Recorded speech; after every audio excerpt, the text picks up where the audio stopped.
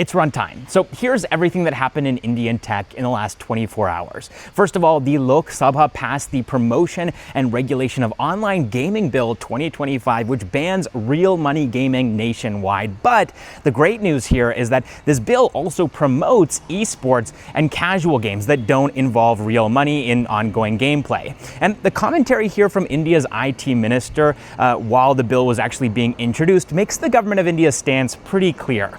He said, in this bill, priority has been given to the welfare of society and to avoid a big evil that is creeping into society. And I also want to share a post on X by Vishal Gondal. He's one of the founders of Encore Games, which is the studio behind Fauji, Domination. And he said, I welcome the government's decision to prohibit real money gaming and establish a strong regulatory framework. Too many young lives were being lost to addiction and debt, and this decisive step safeguards our youth while unlocking the future of Indian gaming, driven by original IP, creativity, and Make in India games. Another founder, Sumit Pateja, who is one of the founders of Ginger Games, which is part of Krafton's Indian gaming incubator, and they're working on a game called Monkey Mayhem.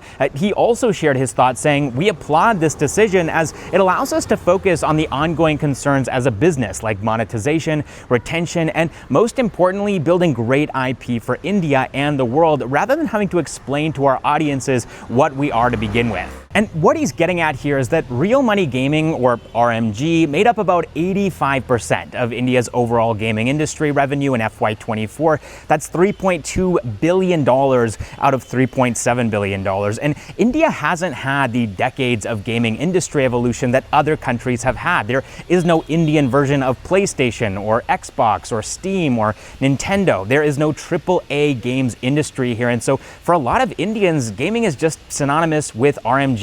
And so Sumit here of Ginger Games is saying that we don't have to explain to our audiences anymore that we're not an RMG company, that we're making casual games for people who don't want to gamble. They just want to play games. Now, the Federation of Indian Fantasy Sports, All India Gaming Federation, and E-Gaming Federation did write a letter warning that a blanket ban could result in the loss of more than 200,000 jobs and the closure of over 400 companies. But my hope here is that all of those people who may end up losing their jobs will just go and put their talents towards building other kinds of games instead of RMG. Now, speaking of gaming, and this is a separate topic here, but related to gaming, Madmods was recently accepted into the residency program in San Francisco, and their vision is to make 3D game creation easy and fun for millions of kids using AI. All right, next up in the news, students at IIT Bombay are setting up a student-run, open-source, low-cost semiconductor prototyping lab that they're modeling after HackerFabs at Carnegie Mellon, Waterloo,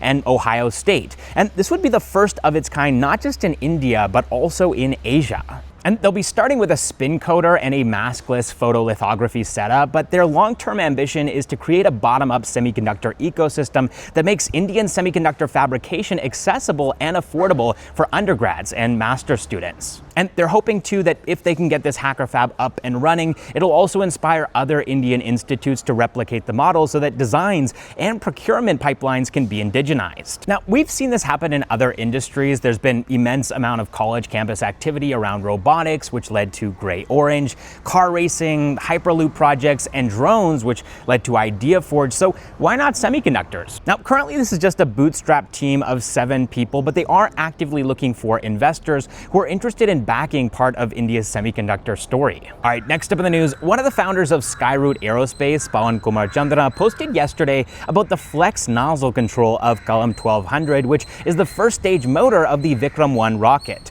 And he wrote, developing the Flex-Nozzle-Control system for Vikram 1's first stage was among our toughest engineering challenges, given its sheer size, extreme operating conditions, and complexity. Observe closely as the 1+ ton nozzle is steered with high precision by powerful electromechanical actuators, while a plume at around 3,000 degrees Celsius enters it and blasts out at over 200 kilometers per second. Every test command across amplitudes and frequencies was executed flawlessly. And He also posted a few days back about Column 1200's nozzle closure ejection, which I didn't even know was a thing. But according to Pawan, the nozzle closure is a critical high-precision component designed to seal the propulsion system from the external environment and release only after the stage has built sufficient pressure for stable combustion. All right, next up, if you're a startup founder based in Karnataka, then you have until September 15th to apply for Elevate, which is Karnataka's flagship startup grant program. Elevate is giving out grants worth up to 50 lakh rupees for early-stage Karnataka registered startups to develop POCs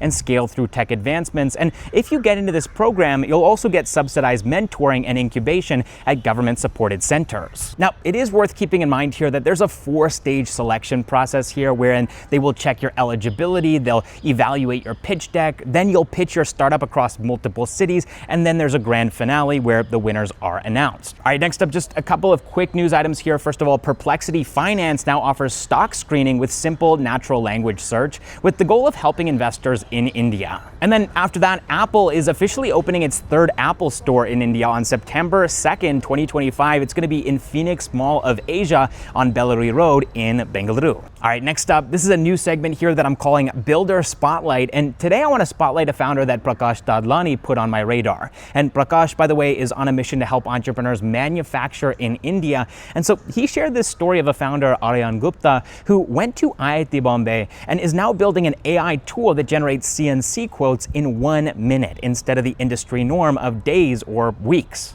And this tool takes orders instantly, and then Aryan's startup, Mechximize, delivers the ordered component to your door on time. Now, CNCing is just the start for Aryan. In the future, he also wants to offer injection molding, PCB assembly, and more. All right, next up, I want to go through some more of the projects that builders have been working on over at the AltSpace AI Residency in the Himalayas. AltSpace is going to be hosting their Demo Day Investor Showcase tomorrow on Friday, the 22nd of August. So here are some of the teams that are going to be demoing during that showcase. So first up, we have Madmods, which I talked about earlier in this video. They're making AI-powered 3D game creation possible for kids.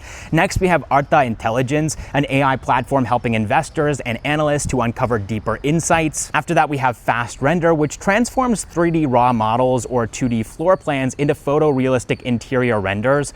Following that, we have Newsgraph, a tool that helps financial news organizations increase engagement in their email marketing. Next, we've got Kinesis, which is building smart glasses that help you to remember and translate in real time. And then after that, we have SciFly, an AI science tutor for kids that uses interactive games and stories to make learning fun. And then finally, we have Sushrata Health, a real-time AI co-pilot for evidence-based clinical decisions. All right, that's everything from the last 24 hours in Indian tech. I really hope you enjoyed the video, and I'll catch you in the next one.